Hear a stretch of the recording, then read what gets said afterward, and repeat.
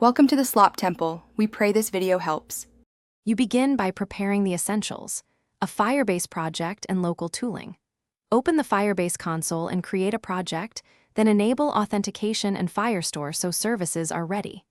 Once done, install the Firebase CLI and the client SDK in your app directory. This gives you deploy and local emulation capabilities.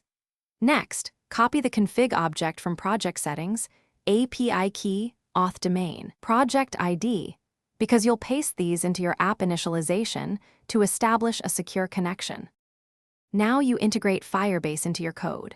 Import the SDK modules you need, auth, Firestore, storage, and initialize Firebase with the config object in your app's entry file so all modules share one instance. Then configure authentication providers and write Firestore security rules to enforce client permissions. This prevents accidental data leaks. Also, make sure to replace plain values with environment variables for production builds so secrets aren't baked into client bundles, keeping keys safer during deployments.